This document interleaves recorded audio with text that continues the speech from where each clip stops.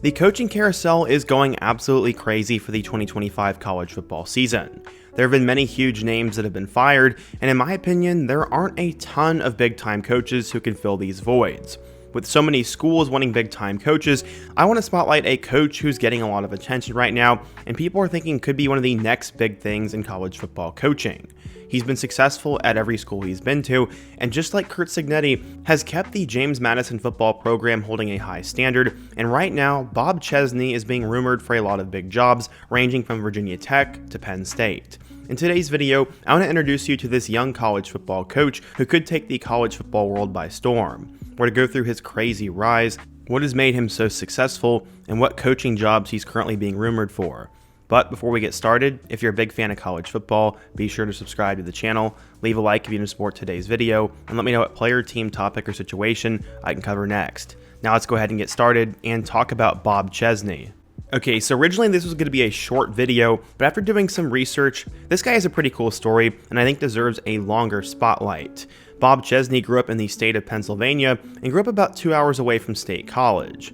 Going back in time, he has always loved football and been completely obsessed with it. His parents said they still have a Christmas stocking that he made out of paper when he was 7 years old, and the mother suggested they write on their stockings what they wanted from Santa Claus, and maybe it would be there. His wish was to do something with football for his life. His dad said, quote, "He's just been obsessed with football since he was born. Him and other neighborhood kids would gather around the block and play pickup football every single weekend. They had a 2-on-2 league and full-on games, and they were played on the field by the nearby American Legion post. Chesney got up at 6 a.m. on Saturdays, did his paper route and chores around the house, and then by 8 a.m. was knocking on the door, rounding up his friends, and he was always the quarterback. His dad said, quote, "He was always the one in charge, and everybody always looked to him to be in charge simply because of his personality." Chesney was the leader of his organized football teams as well, as he played for the Coltmont Cougars youth team and was an all-star quarterback, punter, and kick returner at Our Lady of Lourdes Regional High School, where his father was the coach.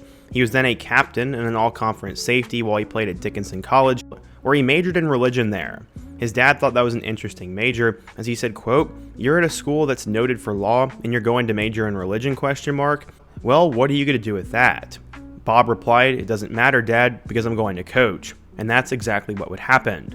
From there, he would take some assistant roles before he was hired as the 4th head coach in Salve Regina University football history. And that came after being an associate head coach at Johns Hopkins. He rebuilt a Salve Regina program, which had a streak of 8 straight losing seasons. From there, Chesney posted 3 straight winning campaigns in a row. Following the success with Salve Regina, he was hired as the 10th head coach for Assumption College. Prior to his arrival at Assumption, they had posted just 2 winning seasons in the previous 17 years. Chesney would then lead the Greyhounds to 5 straight winning records and NCAA tournament appearances in each of his last 3 seasons. This guy knew how to coach. So yeah, at this point, he had turned around a D3 Salve Regina program, had successfully helped rebuild a D2 Assumption College program, and then would take the head coaching job at Holy Cross. It seems at this point, he was on track to being the head coach at Notre Dame, because he's going from Catholic school to Catholic school, but first he would have to do well at Holy Cross. That would end up being the case, as in 2019, he was named the Patriot League Coach of the Year, as Holy Cross safety said, quote, "He demands excellence at all times. When you expect that from your players, and when the coaching staff is doing that and everybody buys into the roles, you're going to be able to win. Coach Chesney knows how to win, and he showed that in his first 2 years that he has been with us. He was known for intricate preparation, intense practices, and maximizing talent. He was also a captivating and motivational speaker who garnered attention and respect from all of his players and staff and brought out the best in his team. In just his second year at Holy Cross, he'd bring the Crusaders to the postseason for the first time since 2009, and this was huge for them. In total, he would have 6 seasons at the helm of the Crusaders, and he led them to a 44-21 record, including a 28-4 mark in the Patriot League and 2 victories against FBS opponents. They won 5 consecutive Patriot League championships and were the first team in conference history to win 5 straight league titles. In 2022, Holy Cross went 11-0 in the regular season, which was their first undefeated season since 1991. They advanced to the FCS quarterfinals before losing to South Dakota State, the eventual national champion. They also beat an FBS program in 2022 as they knocked off Buffalo. But on December 7th of 2023, Bob Chesney stepped down from his position as head coach of Holy Cross, as he would now accept the head coaching job at James Madison. This was huge.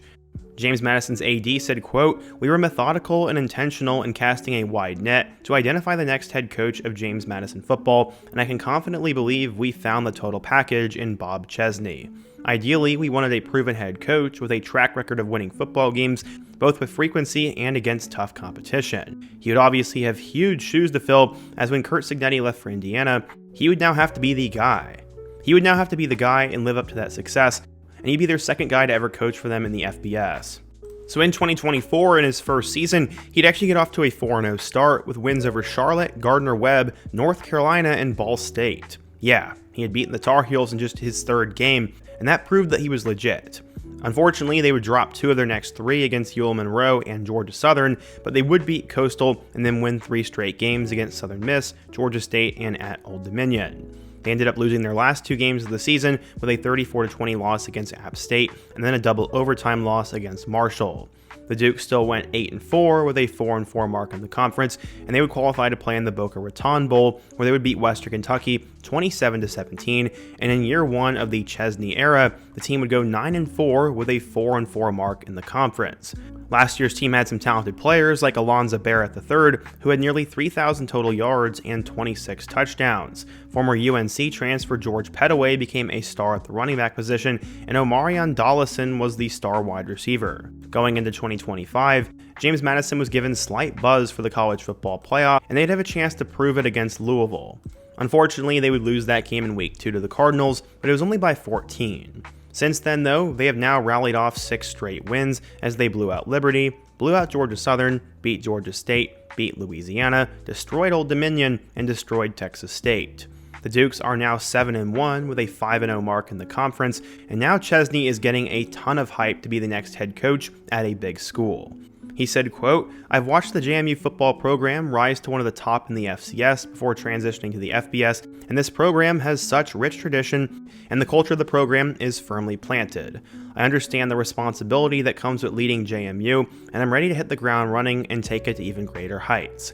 Yeah, the one thing Curt Cignetti couldn't do at James Madison was take them to the college football playoff, as it wasn't really possible, but now Chesney has a chance to do that. They will obviously need a lot of help, but if they can win out, they have at least a decent chance at making it to the college football playoff. They'd have a 12-1 record, and they'd be the hottest team in the country. Also, if Louisville keeps winning, that loss doesn't look as bad. But for now, Chesney is focused on his team, despite all the talk going on behind the scenes. A lot of people are comparing him to Dan Lanning or Marcus Freeman, as he's just that kind of young coach who has the it factor and just seems to resonate with young football players. The most appealing part about Chesney is that he has won everywhere. He won at D3, won at D2, won at the FCS, and is now winning at the FBS. All those schools are very difficult to win at, and a lot of them were losing before he came there. The biggest drawback to Chesney is that he has no Power 4 experience as either a head coach or a coordinator, but at this point, I'm not sure if it really matters. People will point to Curt Cignetti's post-JMU success as to why Bob could also work. One guy on Reddit said, quote, "He's won everywhere he has been. It would be a big leap, but I'd rather take a big swing at a guy like Chesney than sign up for some of these other names whose peak has already passed them by." That was in terms of talking about the Penn State job. But there was one thing that really stuck out to me. Holy Cross defensive line coach said, quote, "At first it was a shock because it was so different. The practices were so different, how he analyzed and how he wanted to get done was so different, but when he tied it all together, it worked. He gets coaches to buy into what the overall plan is and how you're going to get there. Each room puts their part to the puzzle together, and a lot of the times, the whole package just works." So in 16 seasons, Chesney has compiled a 122-51 record and has only finished below 500 one time. He's won nearly 71% of his games as a head coach, and that's why I think he'll end up taking a head coaching job. I'm not sure it'll be Penn State, but I think there's a good chance he ends up at Virginia Tech. To me, that makes the most sense, as he's already at JMU, which is in the same state, and it's the next stepping stone up to a job like Penn State. It's nothing against Virginia Tech, but the Penn State job is just a bigger job with more ramifications.